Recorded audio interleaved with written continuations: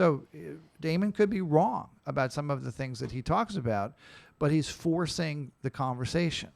And, I think... But you know what's interesting, if I may just underscore that? And by the way, are we back now? Yes, but again, that's what's going on. Well, for the people who are not listening, you should explain that, again, now that we're on air Folks, again. there's some construction going on next door where the main cables come in, and we've been interrupted twice now. So if you're listening live and occasionally you don't hear anything, and you may even hear, you won't hear an old rebroadcast. You may get some dead air, but we are taping as we go along. We're talking with Bob Cox. He's the managing editor and publisher of Talk of the Sound, considered the source since 2008. Continue, Robert. Oh, no, what I was saying is... Yeah, you continue. That there's this sentiment that because you say something that you can't be wrong. And what I remind people of is I'm wrong all the time. And I only say that because I'm the form, the basis of the conversation. I don't have that problem. No, I know that you don't, but you get my gist. There are many who believe you are, but my point is you can't have discussion, you can't have argument, you can't have debate if everything is shut and match, and a game, set, and match. And so your point is well taken. Just because you think, for example, that Damon Moore may be wrong on something doesn't mean he shouldn't be heard. And for all you know, he's not. Well, more to the point, it's not just that he should or shouldn't be heard. He's on a committee or was on a committee for public safety. If he's the only one I'm aware of who was removed, and he was specifically removed over this issue about what he said at this meeting in the New Rochelle Culture and Climate Committee, the school district committee where they were discussing SROs. So presumably the chairman doesn't have a problem with the other people. Mm-hmm. So I guess what I would say is your point of view so weak that you can't have one person around you who disagrees and be prepared to try to justify yourself? Because, yes, of course, it's a lot easier, if I surround myself with people who agree with me. Do you know, it's interesting you say that occasionally. Not very productive. Right. No, it's not. Occasionally I'll get calls from friends. People listen to the show and they'll say, why did you let this and though say that? Why did you let this and though beat up your point of view like that? And I'll say, because that's what we do. Who says that I'm right all the time?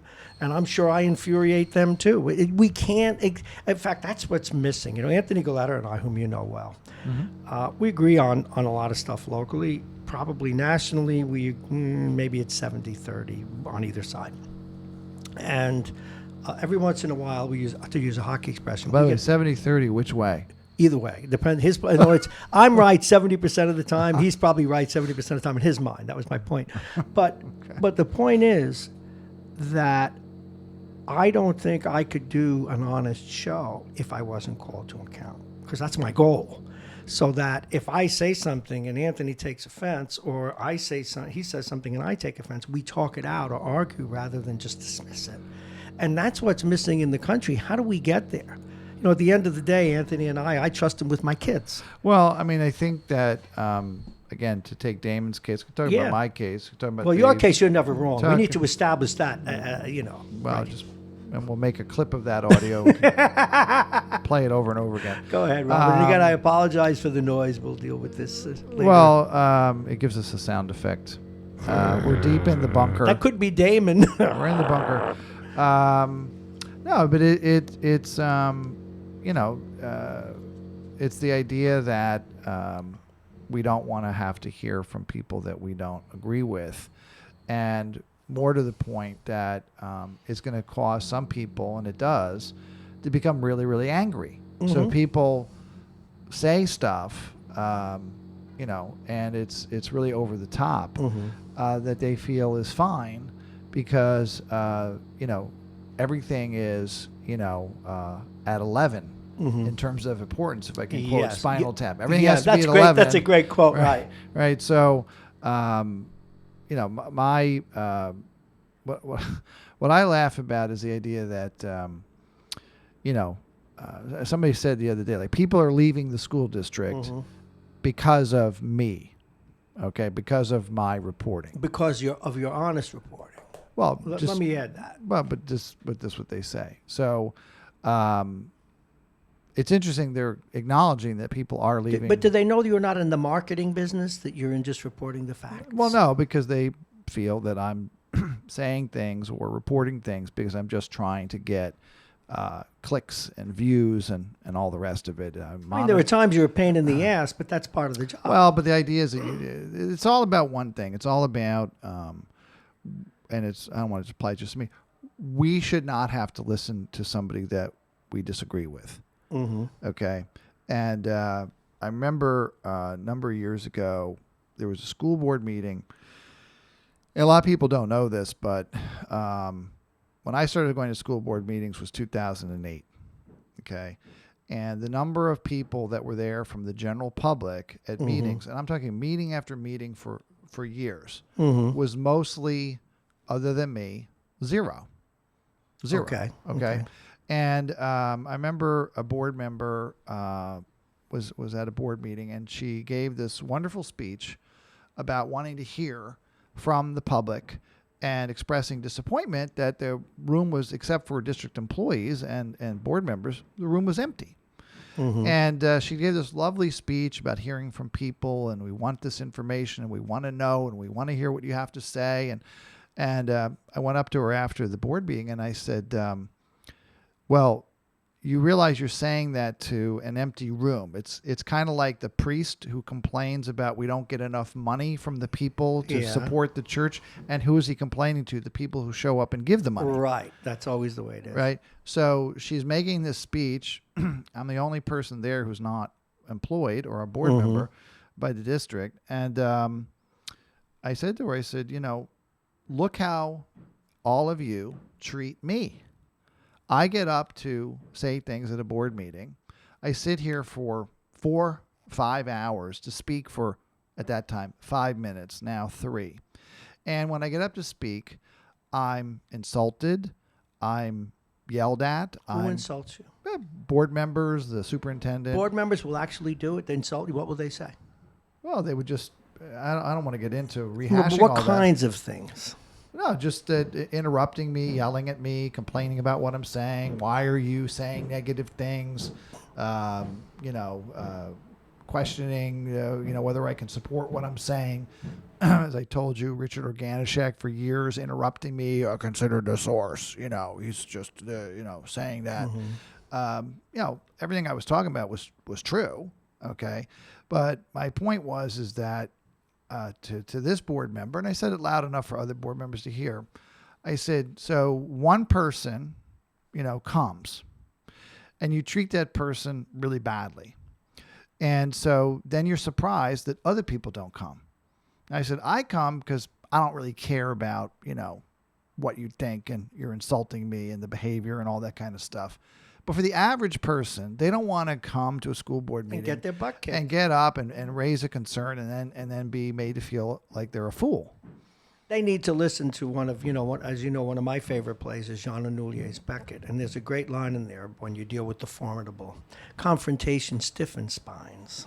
Well, I just so what I hear a lot of is people talking about we want to hear different points of view and all this kind of stuff. But it's really posturing and claptrap because in reality, and I'm giving some examples here, people in our county legislature or legislature, people in the school district, on the school board, even people at an opera, they don't want to hear or see or experience anything that isn't you know what I've noticed in with keeping you, with their mindset. If I can just put a little microscope over the Bob Cox entity, there are people who have supported you for years until you said something that they didn't agree with. Then all of a sudden they're out with the crosses and the pitchforks. So you have to be used to that. I remember telling people when you first came on the scene that don't think he's just going to be your pal because he likes you. I mean, if you break a rule and you're in an office and you do something, he's going to call you out too. And people tend to forget that. Does that surprise you? It doesn't surprise me because I'm well aware of the fact that for many people it's all whose about ox is being gored. Yeah. So if as long as I'm beating up, the city government or the school district, they're happy. If I say something positive about something that's happening, then they're unhappy, and they view that as flip-flopping, right?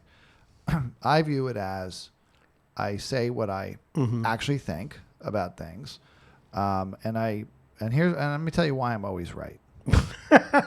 Folks, thank God my system didn't crash today. Wait. You ready? Why Bob Cox is always right. This is one you want to record. Press your record button. Well, the reason I'm always right is because I try to, and I do my research, do my homework, and then I articulate a point of view on something. Right. Okay. If I don't know what I'm talking about, I don't talk about it. Okay? You'll do that even here. You'll say, I don't know. So I'm never wrong because I'm not talking about things that I'm making it up. Well, have your conclusions ever been wrong in your mind? No.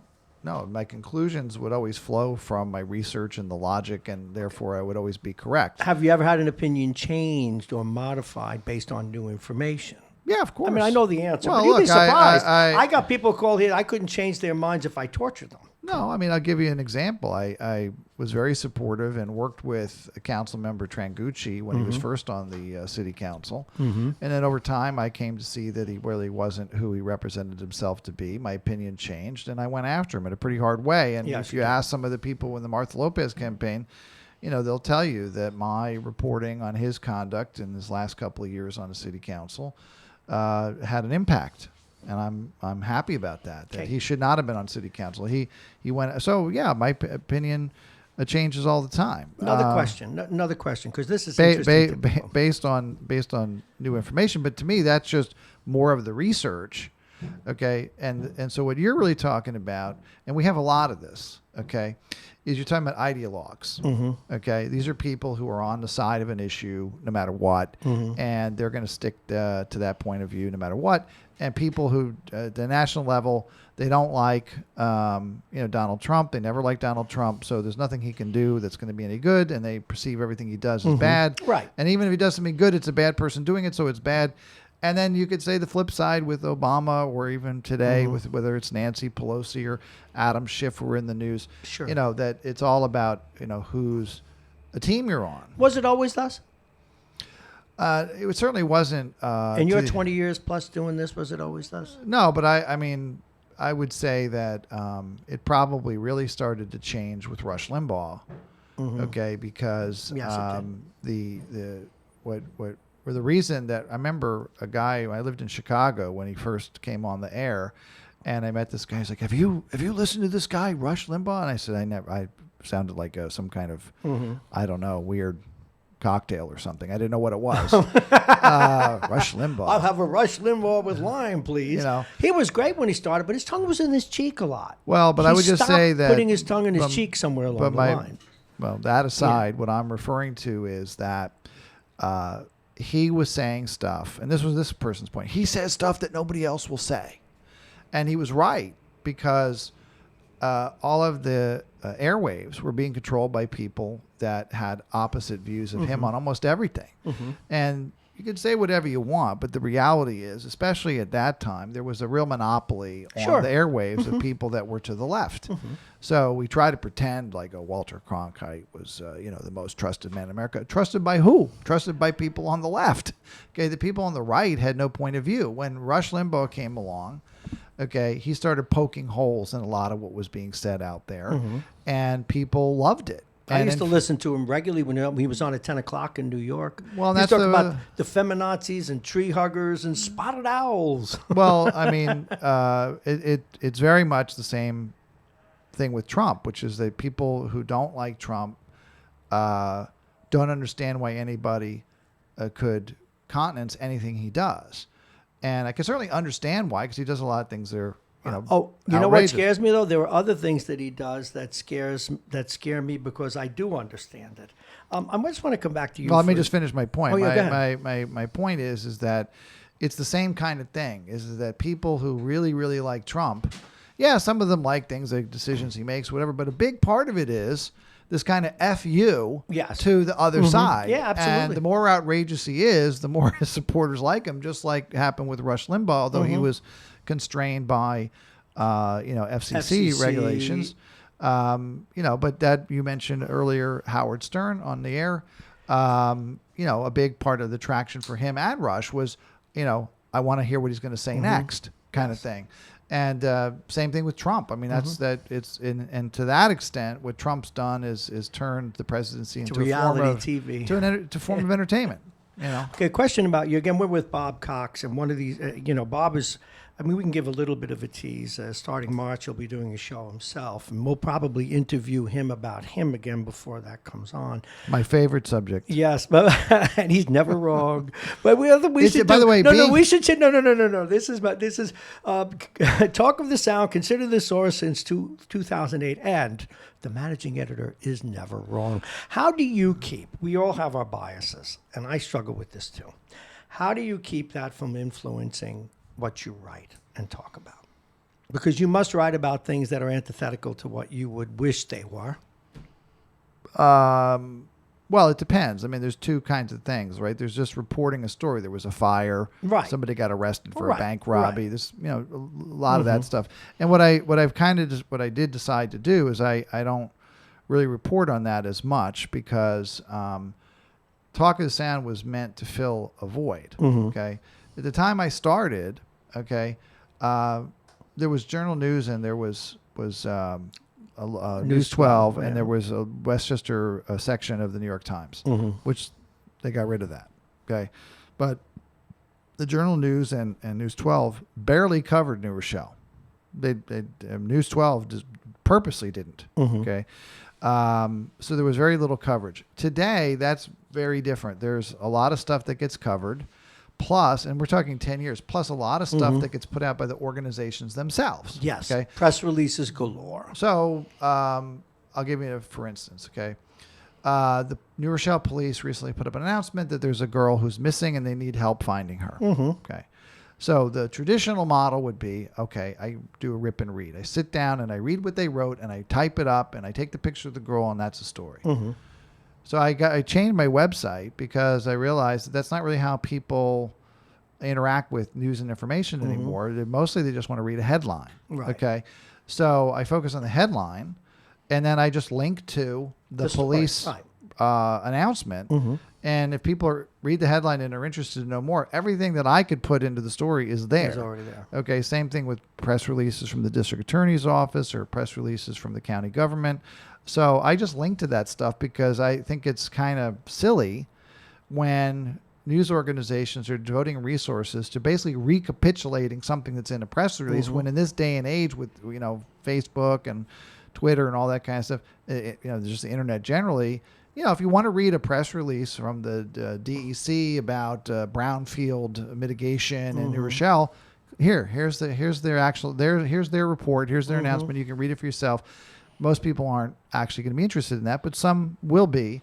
And what that does is by just linking to those other sources, and a lot of them are actually government sources, I get 90% of the information I want out about that. Occasionally I'll write a story where there's something more to add, but it allows me to then do the kind of reporting I want to do, which is like, eyewitness stuff like going to a board meeting and writing what happened or doing an investigative piece, often based on freedom of information requests, because I look at it as the whole media ecosystem, okay, which is I'm not here to report everything that's happening. Right. I'm here to pick my spots, but I set up my website, my Twitter, my Facebook to flow all of that information out. So I don't care if the Daily Voice wrote a story or Lowhood wrote a story or News 12. The important thing is that information has been freed.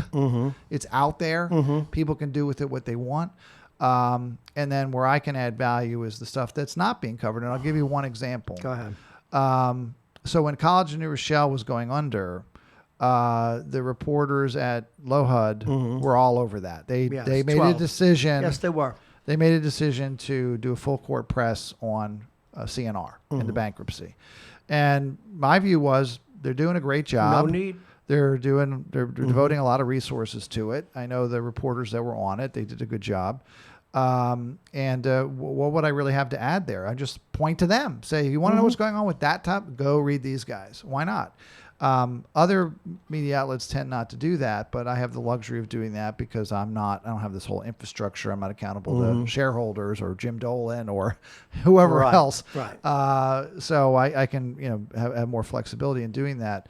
But in any case, to that extent then of so back to why I'm never wrong is because and how it influences what I report.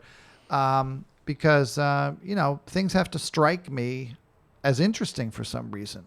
So people come to me all day long, right? Pitching things, right? But it can be, like Damon Marr, contacted me about what was happening in his situation. But so do many others. I get press releases every day from the DA, from the county government, whatever. So it has to interest me enough to actually sit down and work on it. If I'm going to actually do work on it, then I'm going to, ask a lot of questions. And that's, sort of the difference with a lot of people I'm being critical of here, which is that they're not really asking questions. They have a preconceived point of view. They're not looking into it. And so when I do write about something or speak about something, it's because I've taken the time to understand the issue. And by the way, sometimes I'm interested in a story, and then when I get a closer look at it, it's Yeah, that happens to me too. know? Do you ever think about the fact that you choose a story and it interests you because it confirms a bias? This question's got to be asked. Well, I mean, I've done that, but at least I'll say it. We get into the whole issue of implicit bias, Yes. which is bias that you don't know you That you're have. not aware of, right? Okay, so I can't really address that because that's somebody reading my mind. I would just say That'd be a scary visit. That's for Halloween. I just, my so people might say that, but my view is that I'm, primarily interested in people who are abusing the taxpayer in some way. That's usually the thing that interests me the most. So that's why most of my reporting is about public sector. It could be about the school district, the city government, the county government, the police department, whatever. That's kind of my my focus. That's what interests me and attracts me. And then so when I guess what people don't realize who are complaining sometimes is that if they see a story, okay, they don't realize that I may have been gathering information about that for weeks or months. That I have all sorts of public records. I have emails. I have, invoices. And so I'm not just saying stuff, right? And so to take the alcohol case, okay, I got word that the board president brought alcohol into Albert Leonard, okay? So I didn't just write up something, a nasty tweet and say, she did this. You checked the law. I read all the board policies and I read the state and federal laws, and then I talked to a bunch of people, and I reached out to the PR person for the district and the superintendent and the board president, and did everything I could to understand the issue. Then I come out and I say, this is absolutely illegal. Okay. It's illegal on multiple levels. There's no excuse for it. There's no reason that you can do it. There's nothing. Okay. It's very, and it's clear. So what was the statement that Dr. Fagos put out about that? She made a statement. I wrote it down here. If I can find it. Go ahead. Let's see here. I'll reset for the moment. 952 Where with Bob Cox, managing editor, publisher of Talk of the Sound, considered the source since 2008, and he's never wrong. Go ahead. Well, no, he's always right. I'm digging for the exact quote, but it was Gotta basically get his to the life effect that the policies against alcohol are clear on their face. That was her statement. Okay. And they are. Okay. So when I run the story, I get all these people attacking me. Okay.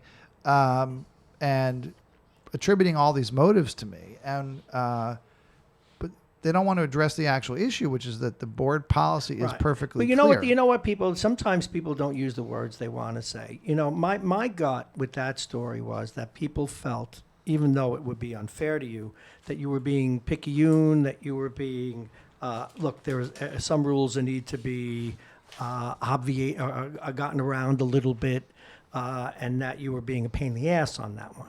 What's your response to that? Well, I would say that you should let it go. Well, first of all, I would say this. So in that particular case, somebody brought that to my attention. Okay.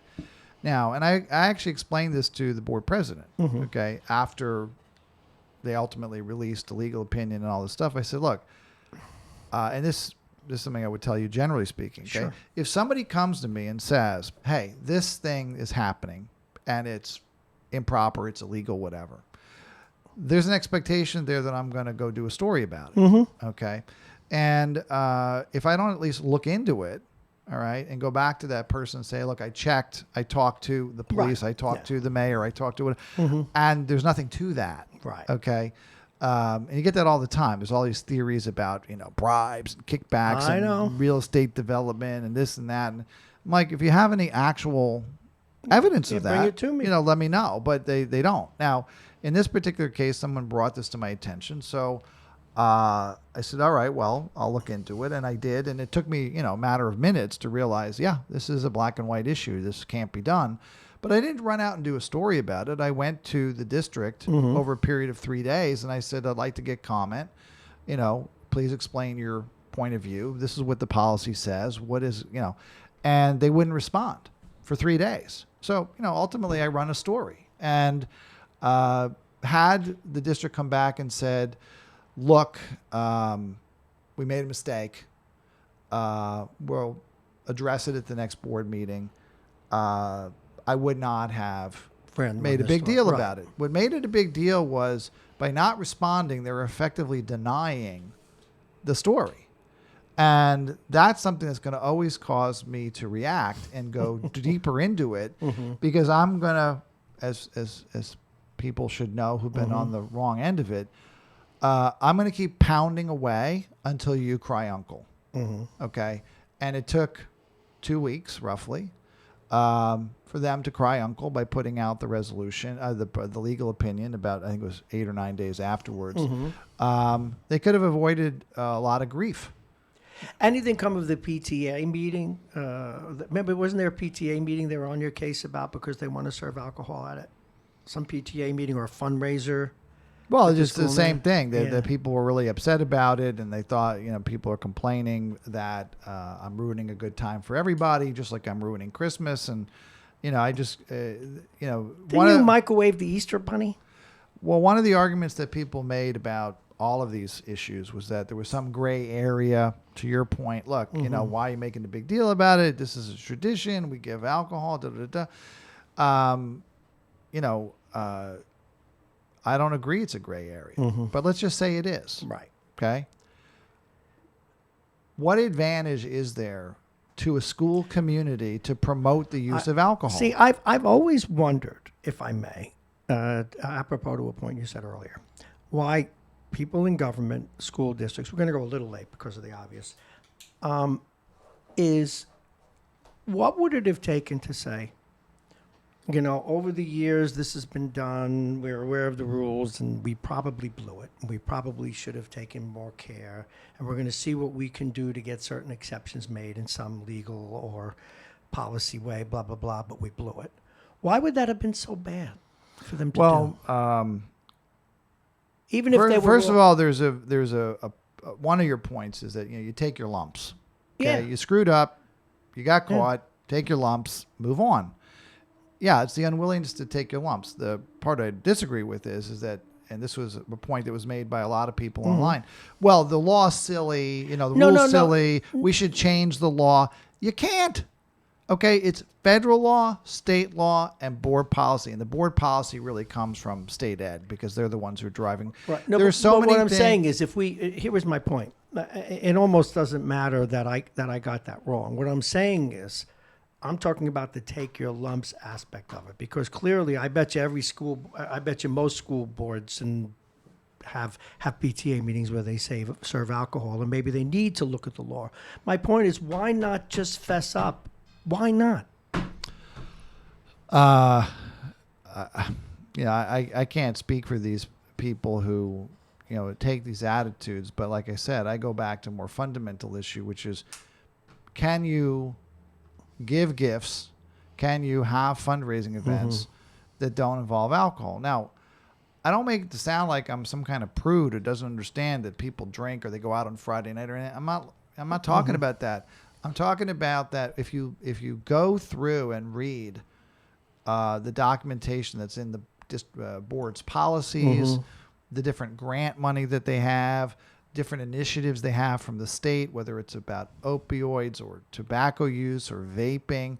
Okay, they're all about the same ideas that a school system, a public school system, should be actively promoting healthy lifestyle choices for the students. Okay, and when you are allowing these things or turning a blind eye or trying to justify these things in a public school setting, you're contradicting the policy. And if you're the PTA or you're the board, you have a fundamental obligation to be fully supporting the policy.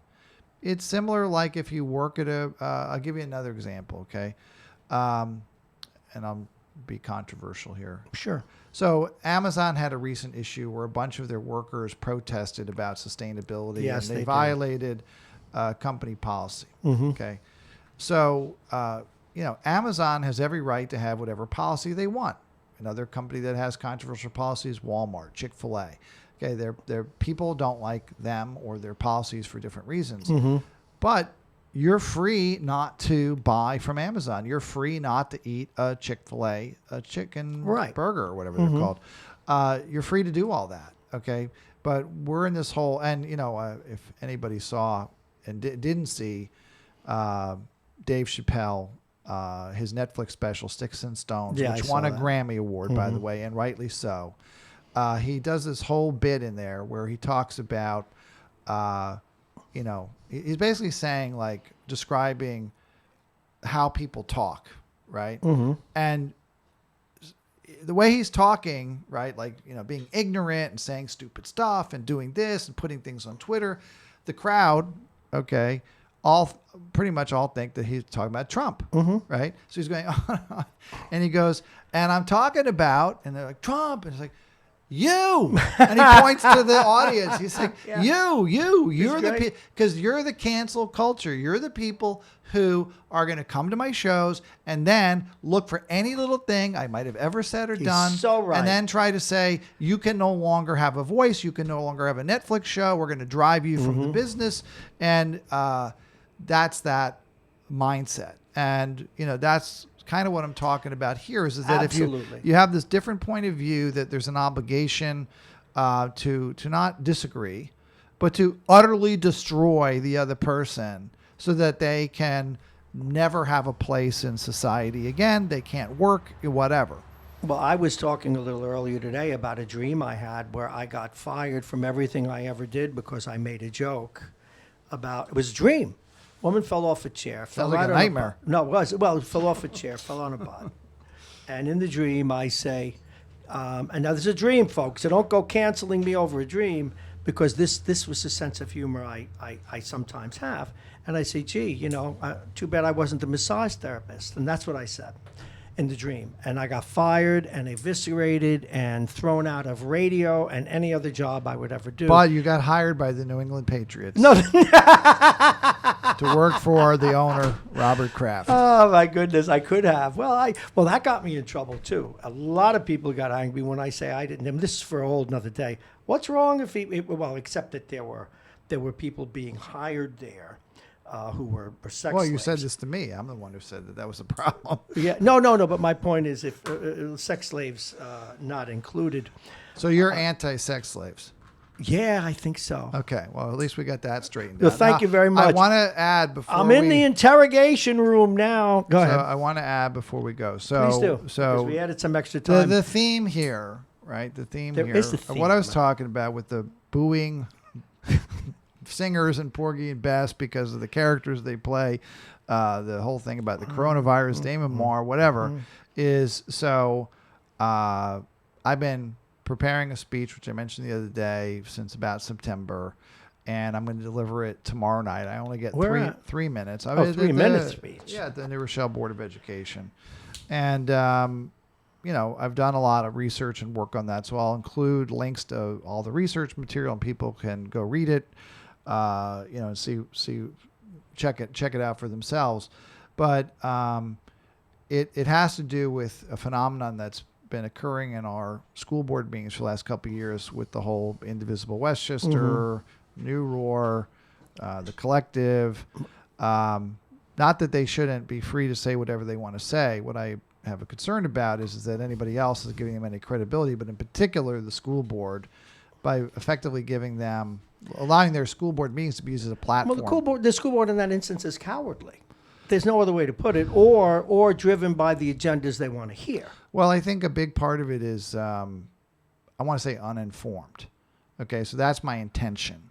Well, you're being kind. I'm not. I don't want to get into everything I want to talk about, but the fact of the matter is that the people who are speaking, okay, that I'm referring to here, they're uninformed.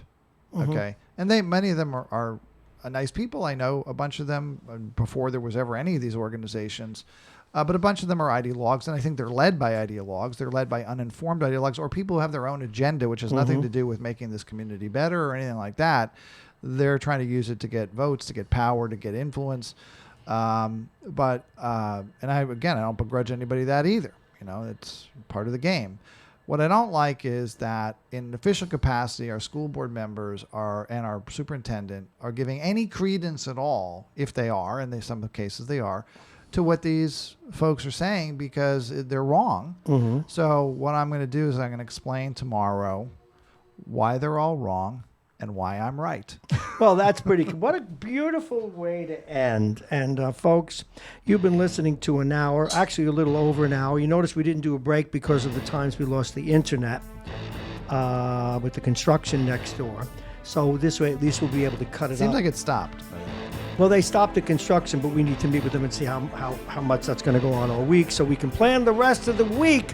Bob Cox, don't forget tomorrow night at the school board meeting, his 3-minute treatise, and we're looking forward to that. Bob Cox, a managing editor and publisher of Talk of the Sound, considered the source since 2008, and he's never wrong. And we can talk about that speech with all the details next week. Oh, we may come back on Monday. We may even call you earlier. We may even play that speech. Bob Cox, thank you very much.